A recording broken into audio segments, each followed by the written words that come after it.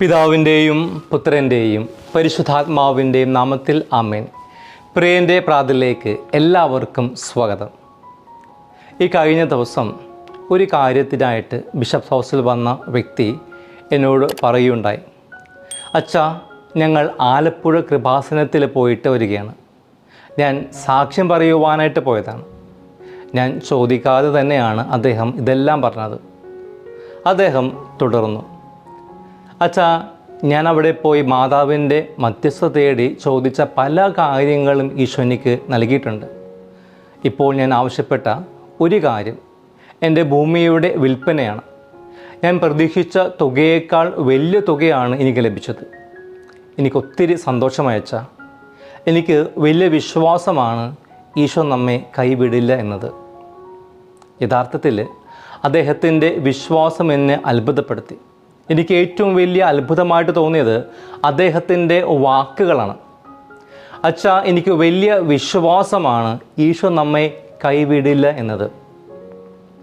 പ്രിയപ്പെട്ടവരെ, ഇതാണ് അദ്ദേഹത്തിൻ്റെ ജീവിതത്തിലെ അത്ഭുതത്തിൻ്റെ രഹസ്യം. ദൈവത്തിലുള്ള അടിയുറച്ച വിശ്വാസം, ദൈവം നമ്മളെ കൈവിടില്ല എന്നത്. വിശ്വാസം എന്നത് അടിസ്ഥാനപരമായിട്ട് ഒരു പ്രതികരണമാണ്. ഈ പ്രതികരണമാണ് ഇന്നത്തെ വായനകളിൽ നമുക്ക് കാണുവാനായിട്ട് സാധിക്കുന്നത്. ഒന്നാം വായനയിലും സുവിശേഷത്തിലും മനോഹരമായിട്ടുള്ള പ്രതികരണമാണ് നമ്മൾ കണ്ടുമുട്ടുക. ഒന്നാം വായനയിൽ നമ്മൾ കാണുന്നു, സാമുവേൽ പ്രവാചകൻ ദൈവത്തിൻ്റെ അരുൾപ്പാടനുസരിച്ച് പ്രതികരിക്കുന്നു, പ്രവർത്തിക്കുന്നു. അവിടെ സാമുവേൽ പ്രവാചകൻ സ്വന്തം ഇഷ്ടമല്ല, ദൈവത്തിൻ്റെ ഇഷ്ടമാണ് പ്രവർത്തിച്ചത്.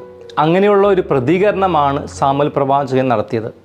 തുടർന്ന് നമ്മൾ സുവിശേഷത്തിൽ കാണുന്നു, ഈശോയുടെ നിർദ്ദേശമനുസരിച്ച് പ്രതികരിക്കുന്ന, പ്രവർത്തിക്കുന്ന, ജന്മന അന്ധനായിട്ടുള്ള ഒരു വ്യക്തി. ഈശോയുടെ നിർദ്ദേശമനുസരിച്ച് പ്രതികരിക്കുന്നതിലൂടെ ആ വ്യക്തിക്ക് പൂർണ്ണമായിട്ടുള്ള കാഴ്ചയാണ് ലഭിക്കുന്നത്. കാഴ്ചയും ഉൾക്കാഴ്ചയും. യഥാർത്ഥത്തിൽ വിശ്വാസത്തിൻ്റെ പ്രതികരണമാണ് നമ്മൾ ഈ രണ്ട് വായനകളും കാണുവാൻ സാധിക്കുന്നത്.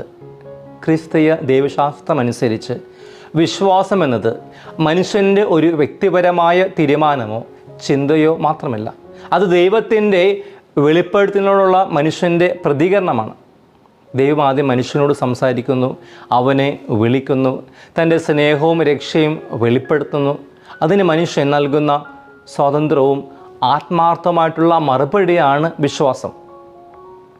ഒന്നാമതായിട്ട് ദൈവത്തിൻ്റെ വിളിക്കുള്ള മനുഷ്യൻ്റെ പ്രതികരണമാണ് വിശ്വാസം.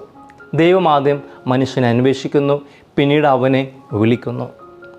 ബൈബിളിൽ പലയിടങ്ങളിലും ദൈവം മനുഷ്യരെ വിളിക്കുന്നതായിട്ട് നമുക്ക് കാണുവാൻ സാധിക്കും. ആ വിളിക്കുള്ള മറുപടിയാണ് വിശ്വാസം. ഉദാഹരണത്തിനായിട്ട് നമ്മൾ കാണുന്നു, ദൈവം അബ്രാഹാമിനെ വിളിക്കുന്നു. അവനോട് പറയുന്നു, ഉൽപ്പത്തി 12:1 നമ്മൾ വായിക്കുന്നു, കർത്താവ് അബ്രഹാമിനോട് അരുളി ചെയ്തു, നിൻ്റെ ദേശത്തെയും ബന്ധുക്കളെയും പിതൃഭവനത്തെയും വിട്ട് ഞാൻ കാണിച്ചു തരുന്ന നാട്ടിലേക്ക് പോവുക. അബ്രഹാം ദൈവത്തിൽ വിശ്വസിച്ചു, ദൈവത്തിൻ്റെ വാക്കനുസരിച്ച് പ്രവർത്തിച്ചു. ഈ പ്രതികരണമാണ് വിശ്വാസം. ഇവിടെ വിശ്വാസം എന്നത് ദൈവത്തിൻ്റെ വാക്കിൽ ആശ്രയിച്ച ഒരു പ്രതികരണം നൽകുന്നതാണ്. രണ്ടാമതായിട്ട് വിശ്വാസം ഒരു ബന്ധമാണ്. It's A relationship. വിശ്വാസം ഒരു ബുദ്ധിപരമായിട്ടുള്ള സമ്മതം മാത്രമല്ല, അത് ദൈവത്തോടുള്ള ഒരു ബന്ധം കൂടിയാണ്. മനുഷ്യൻ ദൈവത്തിൻ്റെ സ്വരം ശ്രവിക്കുന്നു, അവിടുത്തെ വിശ്വസിക്കുന്നു, അവിടുത്തെ പദ്ധതിയിൽ പങ്കുചേരുന്നു. ഈ ബന്ധത്തിൽ രണ്ട് കാര്യങ്ങളുണ്ട്. ഒന്ന്, ദൈവം വിളിക്കുന്നു. രണ്ട്, മനുഷ്യൻ മറുപടി നൽകുന്നു. ഈ മറുപടിയാണ് വിശ്വാസം. മൂന്നാമതായിട്ട് വിശ്വാസം എന്നത് അനുസരണവും ചേർന്നതാണ്. ബൈബിളിൽ വിശ്വാസം, അനുസരണം ഒരുമിച്ച് പോകുന്നതായിട്ട് കാണുവാൻ സാധിക്കും. ദൈവത്തെ വിശ്വസിക്കുന്നവൻ അവൻ്റെ വാക്ക് അനുസരിക്കുന്നു. ഉദാഹരണത്തിനായിട്ട് മറിയം ദൈവദൂതൻ്റെ സന്ദേശം കേട്ടപ്പോൾ പറഞ്ഞു, ലൂക്ക 1:38 നമ്മൾ വായിക്കുന്നു, മറിയം പറഞ്ഞു, ഇതാ കർത്താവിൻ്റെ ദാസി, നിൻ്റെ വാക്ക് എന്നിൽ നിറവേറട്ടെ. അപ്പോൾ ദൂതൻ അവളുടെ മുൻപിൽ നിന്നും പറഞ്ഞു. ഇവിടെ മറിയം പരിപൂർണമായിട്ട് ദൈവത്തിൽ വിശ്വസിക്കുക മാത്രമല്ല, അതനുസരിച്ച് പ്രവർത്തിക്കുകയും ചെയ്തു. ദൈവത്തിൻ്റെ പദ്ധതിയോടുള്ള അനുസരണം വിശ്വാസത്തിൻ്റെ ഏറ്റവും മനോഹരമായിട്ടുള്ള പ്രതികരണമാണ്. നാലാമതായിട്ട് വിശ്വാസം എന്നത് ജീവിതത്തിലെ പ്രതിസന്ധികളിലും തുടരേണ്ട പ്രതികരണമാണ്. വിശ്വാസം ഒരു തവണ മാത്രം പറയുന്ന മറുപടിയല്ല, അത് ജീവിതം മുഴുവൻ തുടരുന്ന പ്രതികരണമാണ്. സന്തോഷത്തിൽ മാത്രമല്ല, ദുഃഖത്തിൽ മനുഷ്യൻ ദൈവത്തിൽ വിശ്വസിക്കുമ്പോൾ അവൻ്റെ വിശ്വാസം കൂടുതൽ ആഴപ്പെടുന്നു. ഉദാഹരണത്തിനായിട്ട് ജോബ് സന്തോഷത്തിൻ്റെ നിമിഷത്തിലും ദുഃഖത്തിൻ്റെ നിമിഷത്തിലും ദൈവത്തിലുള്ള വിശ്വാസം നഷ്ടപ്പെടുത്താതെ നിലകൊണ്ട്. അതാണ് വിശ്വാസത്തിൻ്റെ തുടർച്ച. നമുക്ക് മാതൃകയായി ക്രൂശിൽ പോലും യേശു പിതാവിനോടുള്ള വിശ്വാസത്തിൽ ഉറച്ചു നിന്നു. അഞ്ചാമതായിട്ട് വിശ്വാസം പ്രവർത്തനത്തിലൂടെ പ്രകടമാക്കേണ്ട ഒന്നാണ്. ചലനാത്മകമായ ഒന്നാണ് വിശ്വാസം. യഥാർത്ഥ വിശ്വാസം ഉള്ളിൽ മാത്രം നിലകൊള്ളുന്നതല്ല, അത് ജീവിതത്തിൽ പ്രവൃത്തികളിലൂടെ പ്രകടിപ്പിക്കണം. ദൈവവചനത്തെ അനുസരിച്ചുകൊണ്ട്, സ്നേഹത്തിൻ്റെ പ്രവൃത്തികൾ ഏർപ്പെട്ടുകൊണ്ട്, അർഹിക്കുന്നവർക്ക് വേണ്ട സേവനങ്ങൾ നൽകിക്കൊണ്ട്, ഇവയിലൂടെ വിശ്വാസം ജീവിക്കുന്നതായി കാണാം. ചലനാത്മകമാണെന്ന് കാണുവാനായിട്ട് സാധിക്കും. ആറാമതായിട്ട് വിശ്വാസം ഒരു സമ്മാനവും പ്രതികരണവുമാണ്. ക്രിസ്ത്യ പഠനമനുസരിച്ച് വിശ്വാസം ദൈവത്തിൻ്റെ കൃപയുടെ സമ്മാനമാണ്. എന്നാൽ അതേസമയം മനുഷ്യൻ അതിനെ സ്വതന്ത്രമായിട്ട് സ്വീകരിക്കണം. അതിനാൽ വിശ്വാസം ഒരേ സമയം ദൈവത്തിൻ്റെ കൃപയാണ്, ഒപ്പം മനുഷ്യൻ്റെ പ്രതികരണവുമാണ്. ഇവ രണ്ടും ചേർന്നുള്ള അനുഭവമാണ് വിശ്വാസം. ചുരുക്കത്തിൽ വിശ്വാസം ഒരു പ്രതികരണമാണ്. ഈ പ്രതികരണം ഏറ്റവും മനോഹരമായിട്ട് ഇന്നത്തെ സുവിശേഷത്തിൽ കാണുവാൻ സാധിക്കും. ജന്മന അന്ധനായിട്ടുള്ള ആ വ്യക്തിയുടെ പ്രവൃത്തിയിലൂടെ ഈശ്വര വാക്കുകളനുസരിച്ച് അയാൾ പ്രവർത്തിക്കുന്നു. യോഹന്നാൻ 9:7 നമ്മൾ വായിക്കുന്നു, യേശു അവനോട് പറഞ്ഞു, നീ പോയി സിലോഹ, അയക്കപ്പെട്ടവൻ എന്നർത്ഥം, കുളത്തിൽ പോയിട്ട് കഴുകുക. അവൻ പോയി കഴുകി കാഴ്ചയുള്ളവനായിട്ട് തിരിച്ചു വന്നു. അന്ധനായിട്ടുള്ള ആ വ്യക്തി ഈശ്വര വാക്കുകൾ അതേപോലെ അനുസരിച്ച് സൗഖ്യമുടനെ സ്വന്തമാക്കുകയും ചെയ്തു. സൗഖ്യത്തെക്കാൾ ഏറ്റവും വലിയ അത്ഭുതം അദ്ദേഹത്തിൻ്റെ വിശ്വാസമാണ്, പ്രതികരണമാണ്. ഇവിടെ ഈ വ്യക്തിയുടെ വിശ്വാസത്തിലേക്കുള്ള വരവ് തൽക്ഷണമല്ല, ഘട്ടം ഘട്ടമായിട്ട് സംഭവിക്കുന്നതാണ്. യേശു ആരാണെന്ന് ആദ്യം അയാൾക്കറിയില്ല. സുഖപ്പെടുത്തുവാൻ അവൻ ആവശ്യപ്പെട്ടുമില്ല. അവൻ സുഖം പ്രാപിച്ചു കഴിഞ്ഞപ്പോൾ അവൻ്റെ അയൽക്കാർ അവൻ്റെ കാഴ്ച എങ്ങനെ വീണ്ടെടുത്തുവെന്ന് അവനോട് ചോദിക്കുന്നുണ്ട്. യേശു എന്ന പേരുള്ള ഒരു മനുഷ്യൻ കളിമണ്ണ് ഉണ്ടാക്കി അവൻ്റെ കണ്ണിൽ പൂശി, എന്നിട്ട് സിലോഹാം കുളത്തിൽ കഴുകുവാൻ പറഞ്ഞു. അവൻ കഴുകി, അയാൾക്ക് കാണുവാൻ കഴിഞ്ഞു.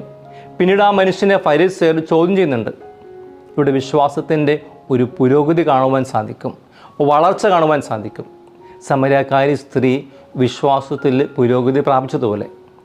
ഒന്നാമതായിട്ട് യേശു എന്ന പേരുള്ള ഒരു മനുഷ്യനാണെന്ന് തനിക്ക് സൗഖ്യം നൽകിയത് എന്ന് മാത്രമാണ് അയാൾ മനസ്സിലാക്കുന്നത്. രണ്ടാമതായിട്ട് അയാൾ യേശു ഒരു മനുഷ്യനായി അംഗീകരിക്കുന്നതും യേശു ഒരു പ്രവാചകനാണെന്ന് മനസ്സിലാക്കുന്നു. മൂന്നാമതായിട്ട് പ്രവാചകനിൽ നിന്നും യേശു ദൈവത്തിൽ നിന്നുമുള്ളവനാണെന്നും ഇല്ലായിരുന്നുവെങ്കിൽ തന്നെ സുഖപ്പെടുത്തുവാൻ കഴിയുമായിരുന്നില്ല എന്നും അവൻ ന്യായവാദം ചെയ്യുന്നു. ഒടുവിൽ യേശു മനുഷ്യപുത്രനും കർത്താവുമാണെന്ന് വിശ്വസിക്കുകയും അവനെ ആരാധിക്കുകയും ചെയ്തു. അവൻ യേശുവിന് ദൈവത്തിൻ്റെ പോലെയുള്ള ആദരണീയമായിട്ടുള്ള ആരാധന നൽകുന്നു. അങ്ങനെ അന്ധനായിരുന്ന ആ മനുഷ്യൻ ഉചിതമായ രീതിയിൽ പ്രതികരിച്ചുകൊണ്ട് ഘട്ടം ഘട്ടമായി വിശ്വാസയാത്രയുടെ പാരമ്യത്തിൽ എത്തിച്ചേരുകയാണ്. ഈശോയെ വെറും ഒരു മനുഷ്യനിൽ നിന്നും ദൈവമായിട്ട് അംഗീകരിച്ചുകൊണ്ട് വിശ്വസിച്ചുകൊണ്ട് ആരാധിക്കുകയാണ് ചെയ്യുന്നത്.